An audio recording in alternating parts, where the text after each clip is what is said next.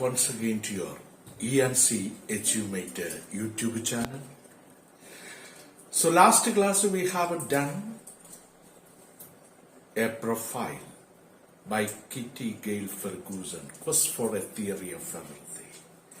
Now we pass on to a poem called If.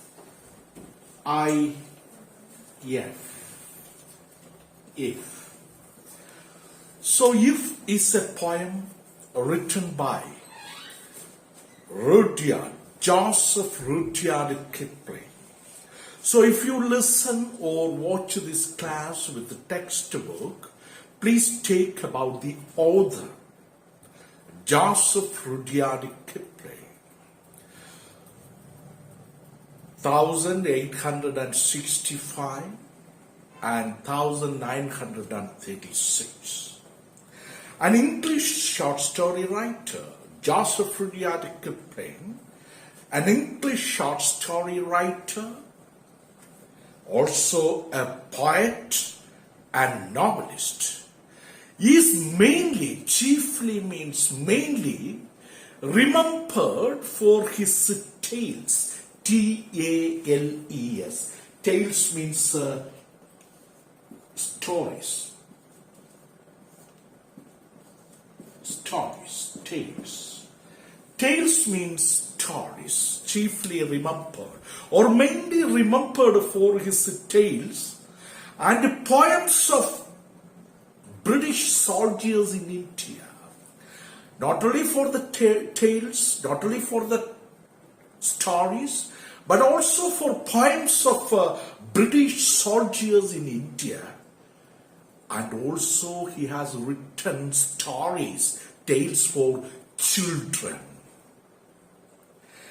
So now let us concentrate on the poem If. It is his most famous poem. Kipling's If, perhaps the most famous poem, attracted immediate nationwide attention, and also it soon became a popular anthem.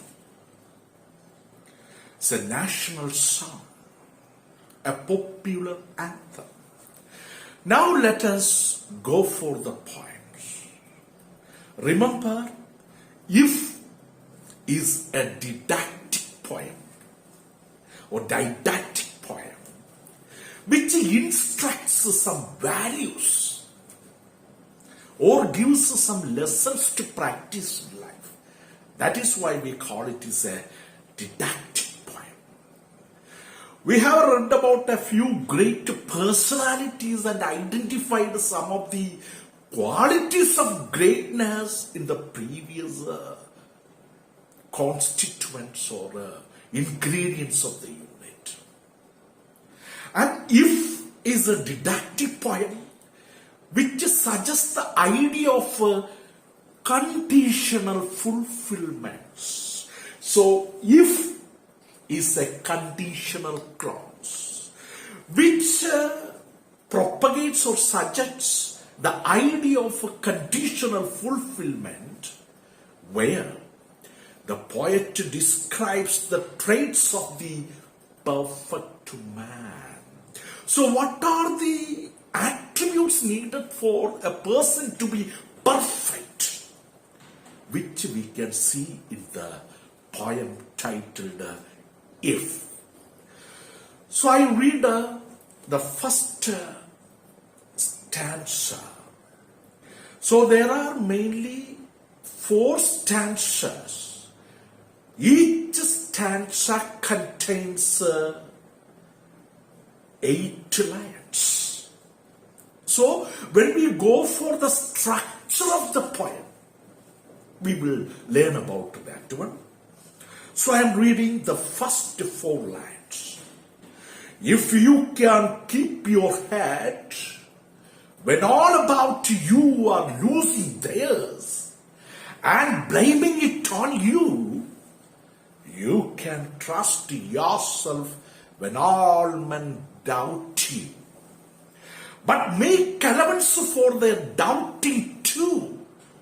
If you can wait and not be tired by waiting, or being lied about, don't deal in lies. Or be hated, don't give way to hating. And yet, don't look too good, nor talk too wise.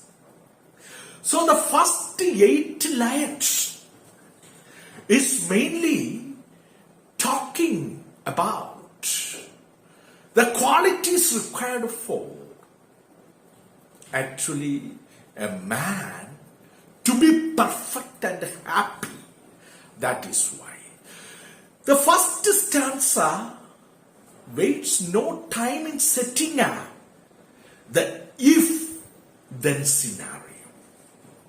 Kipling writes, if you can keep your head when all about you are losing theirs and blaming it on you. So if people find fault with you, you don't mind about that. Don't try to keep your head. Be confident. In this first if, you see, if is always starting scenario.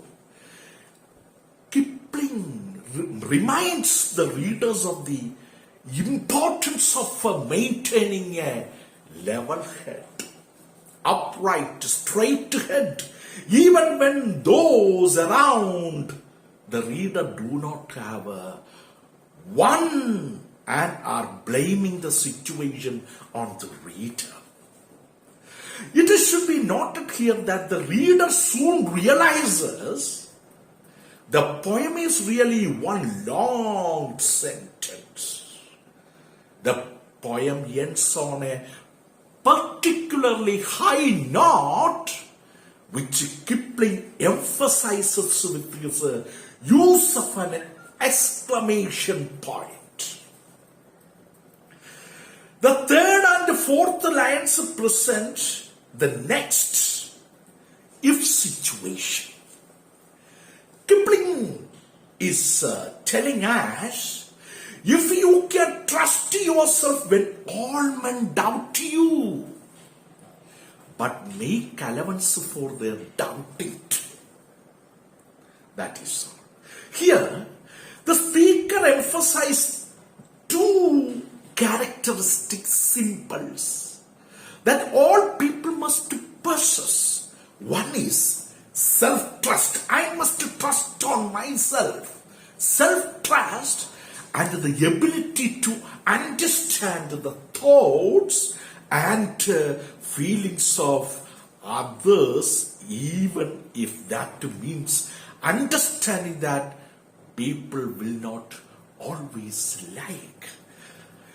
So let us see, understanding that people will not always like or agree with you.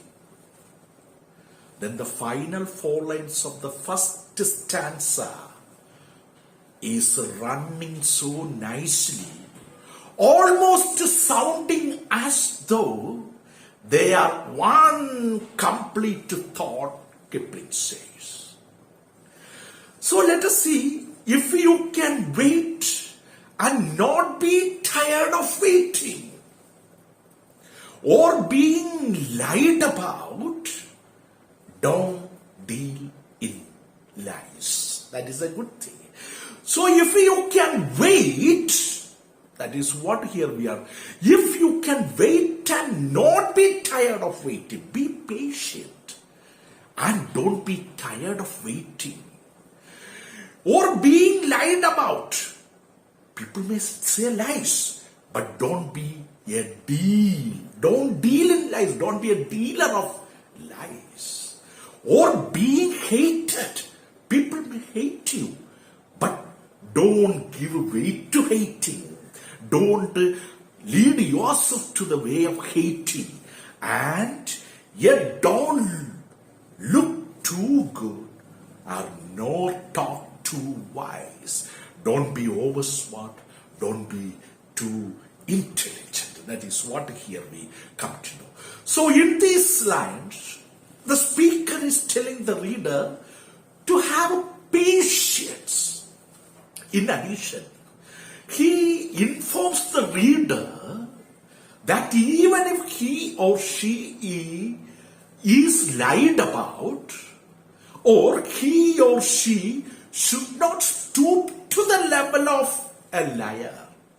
We should not to become a liar. If he or she is hated, he or she must not become hateful. And finally, the reader should not appear to be better than he or she actually is. Nor should he or she talk in a manner that does not reflect who they are morally or spiritually. That is why the writer is mainly talking about the first stanza. Now, we will pass on to the second stanza. I read. Listen to the text book. If you can dream and not to make dreams your master, if you can think and not make thoughts your aim, if you can meet with the triumph and disaster and treat those impostors just the same, if you can bear to hear the truth, that's all, listen, if you can bear, you are in a position to hear the truth you have spoken, twisted by knaves to make a trap for fools, or watch the things you gave your life to broken and stoop and build them up with the worn out tools. That is all. That is the second stanza, or including what do we call it as the 8 lines. Now let us see the if clause again continues, or the if clauses continues into the second stanza, but they are structured differently. It is not like the first stanza. The if clauses are structured differently in the second stanza. In the first stanza, the if clauses were grouped in lines of 2, with the exception of the final 4 lines. First 4 lines, final 4 lines. In the second stanza, the form of the first 2 if clauses is similar to the second half of the first stanza, where the lines build upon the previous lines. Kipling writes, let us listen to, if you can dream, if conditional clause, if you can dream, but don't make dreams your master. If you can think and not make thoughts your aim. That is what here he comes to know about this one. Now, let us see what does he imply about this one.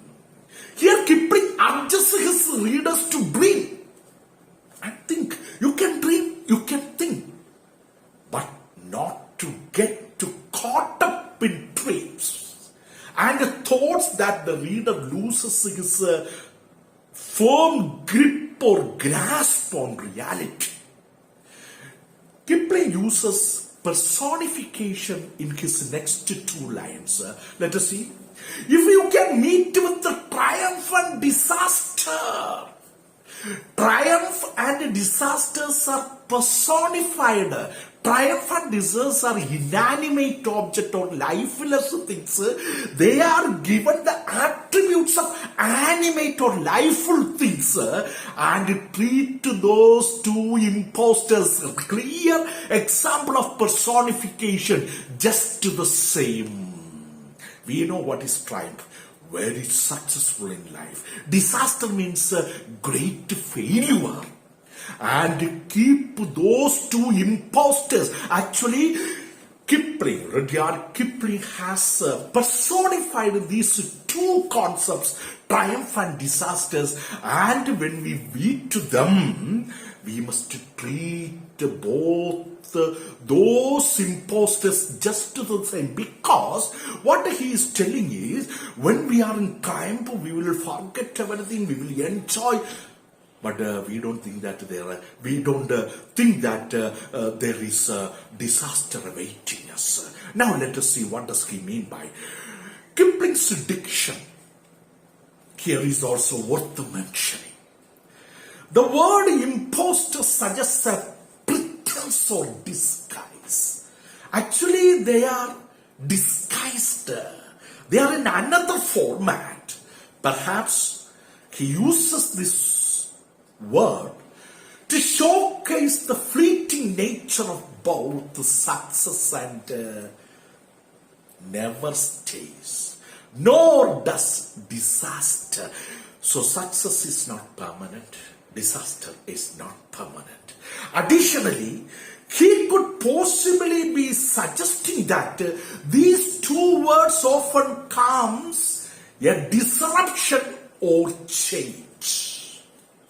Then, that is what he is trying. In any case, the reader should not dwell too much on either triumph or disaster, because they will soon disappear.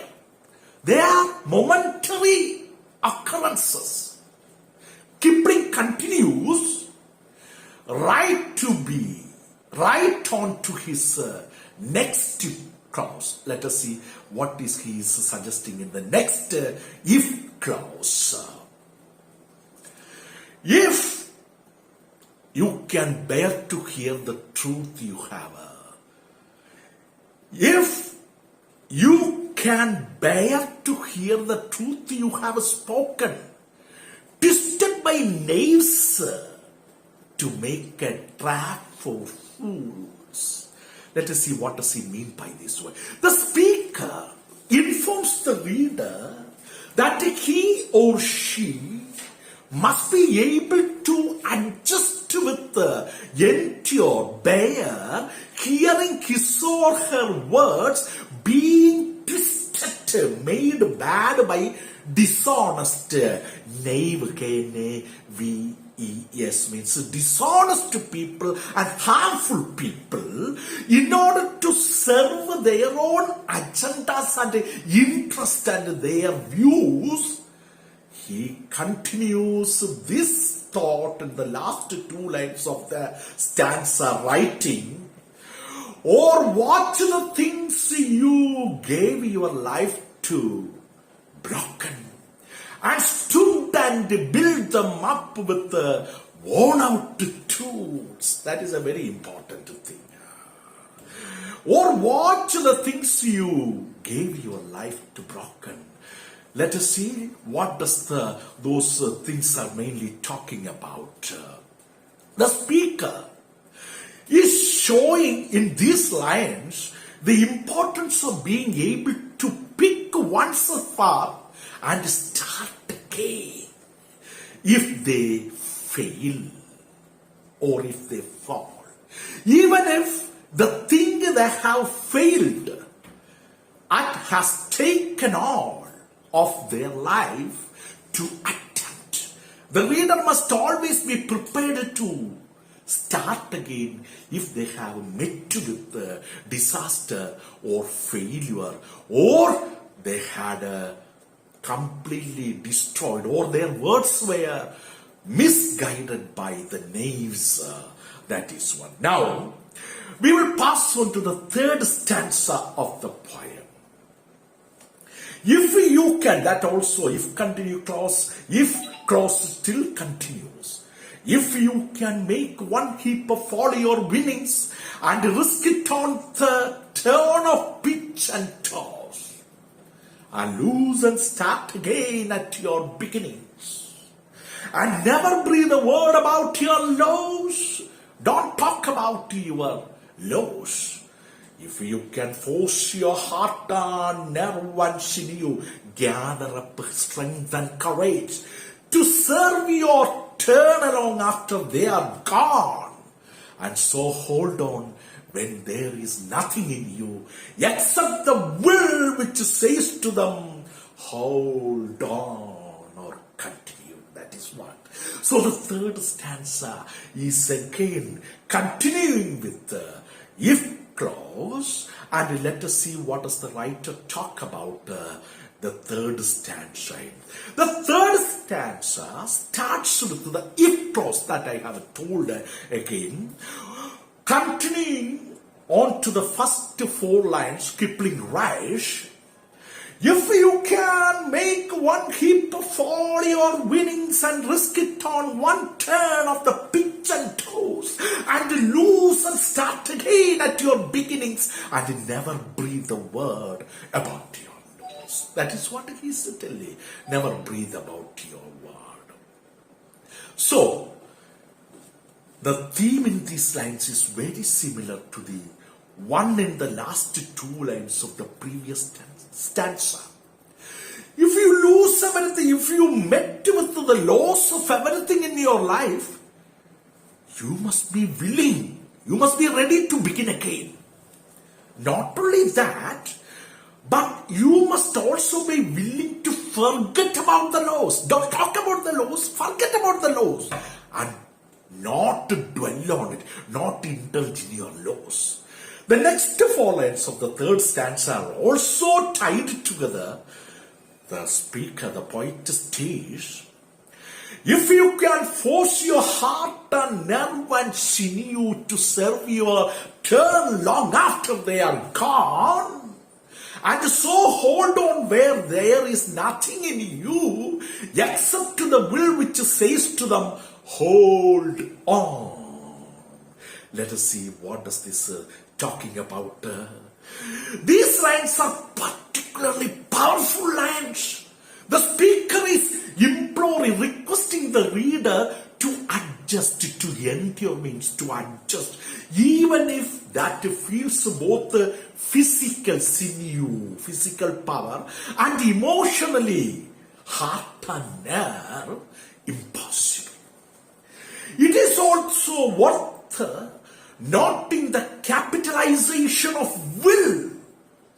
Capitalization of will, perhaps Kipling wanted to emphasize the resilience of the human spirit, once again coming over with the full spirit, hereby making it a power that is separate from the person who possesses it.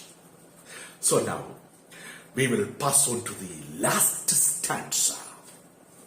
If you can talk with the crowds and keep your virtue, or walk with the kings nor lose the common touch, if neither foes nor loving friends can hurt you, if all men count with you but none too much, if you can fill the unforgiving minute with 60 seconds worth of distance run, yours is the earth and everything that is in it. And which is more, you will be a man, my son. That is the 8 lines of the fourth stanza. That is the end of the poem. Now let us see what does this fourth stanza talk about. In the fourth stanza, the consequence, the result of doing all of these ifs, if clauses, is finally revealed. But not before Kipling presents us with 3 more scenarios. The first one deals with how to treat others regardless of their station in life or situation in life. Now, let us go. If you can talk with the crowds and keep your virtue, or walk with the kings nor lose the common ties, that is all. It should not matter with whom the reader is walking with.